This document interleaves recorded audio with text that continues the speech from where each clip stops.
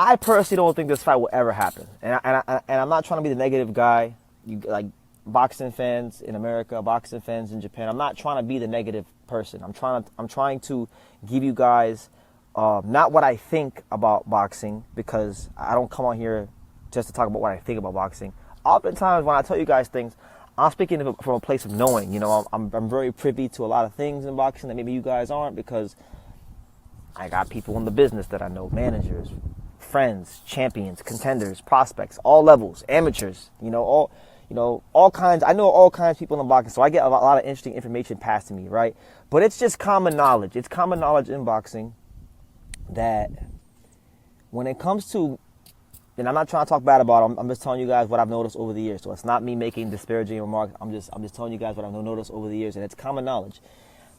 Mr. Honda, the guy that runs Tekken Promotions, a long-standing figure in Japan, see, he doesn't operate like, let's say, Al Heyman or a Bob Arum or some of the Western and American promoters. Most American promoters, when they got two top fighters in their stable that are separated by a weight class, like Bam or Junto, they would be looking to do that fight and keep it in-house, make all the money for themselves.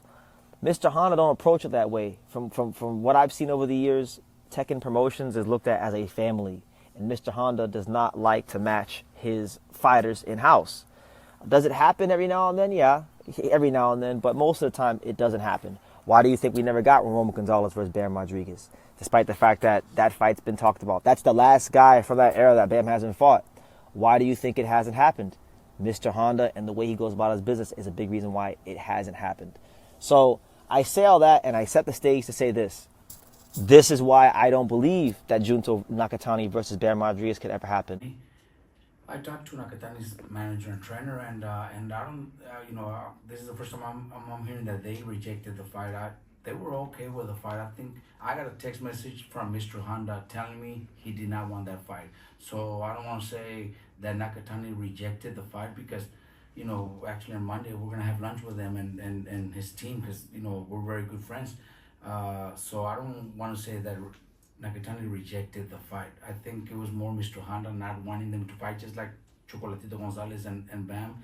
He kind of doesn't want those type of fights with his fighters fighting each other. So unless I'm wrong, but that's what I was. Yeah, I think as well they look at the Inoue fight. It's a big fight in Japan and stuff. For the untouchable, true school sports. Let's go, baby. Bow! Be careful what you wish for, because it can become a reality. So we're going to go ahead and continue the long-standing tradition of covering Japanese boxing here on True School Sports. True School Sports, the #1 source for Japanese boxing in America, from an American. Arigato gozaimasu. Thank you guys for tuning in. And ayete okata. Nice to see everybody here once again showing that support, that love, and that passion that I'm sure we all have for the sport of boxing. Now, I have to come on here and I have to do a little bit of bragging, a little bit of gloating, because guess what? I try to tell you guys, I told you guys again, and guess what? I was correct. So sometimes you guys need to be quiet and listen, because I don't know about quantum physics. There's a lot of things I don't know about in this world, but one thing I do know about is this boxing and this fight game.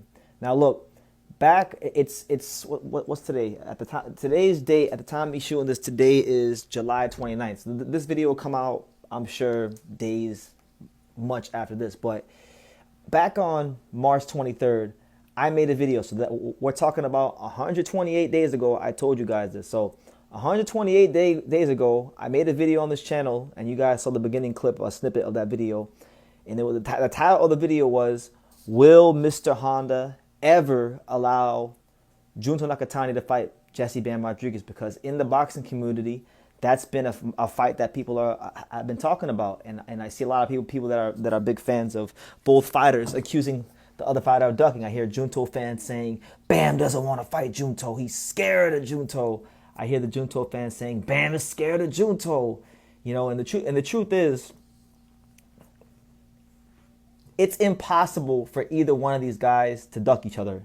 And I told you guys this already. Because they're both controlled by the same person, which is a guy by the name of Akihiro Honda. Mr. Honda, the brain trust and the leader of Tekken Promotions, and pretty much the emperor and the overlord of Japanese boxing. He has the whole Japanese boxing on lock, under control. So, you know, he has his way of promoting and doing things, and generally speaking, he doesn't like his guys.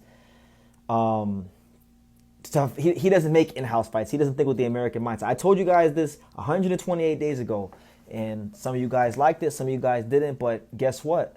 Robert Garcia came out and confirmed what I said was true after Bam's last fight against Fumulele Kafu, because he said that pretty much, look, there was an offer made. I guess there were talks. There was some sort of talks going on. Bam agreed to fight Junto. Junto agreed to fight Bam. And Robert Garcia got a text message personally from Mr. Honda saying that he does not want that fight. Now, listen, you guys, once again, give me my credit, give me my respect. Like, when it comes to this boxing, I'm just the best. I just know what I'm talking about. And you know, obviously I get things wrong from time to time, but when it comes to talking about boxing management and what these promoters are thinking and how these managers are thinking and what kinds of decisions they're going to make, I'm really good at telling you guys what's going to happen. So, yeah, it's unfortunate, you know, and if you look at Junto and Bam, the way things go, like when Bam was at 108 pounds, or no, yeah, when Bam was at flyweight and Junto was at super flyweight, once Junto vacated the super flyweight titles, Bam moved up and won those titles. Now, Junto's gonna drop his titles at bantamweight, and then if Bam beats Fernando Puma Martinez, he's gonna go up to 118 after Puma Martinez. So it's just all a game being played with Mr. Honda and Tekken Promotions. They do this. Anybody who's out here running their mouth talking about, oh, they didn't want the fight or there was ducking, no, there's no ducking going on. It's Mr. Honda blocking the fights. So I just wanted to come out here and tell you guys, look, if you would have just listened to what I said 128 days ago, you would have been all right. But some of y'all don't want to listen, and you guys get all in your feelings. I'm just telling you what it is. It's never business. It's never personal on True School Sports, just strictly business. So we'll leave it at that. But I also want to use this video to give my thoughts on Bam's performance against Fumulele Kafu, because I didn't get a chance to talk about that. First and foremost, congratulations to Bam Rodriguez. A very good performance.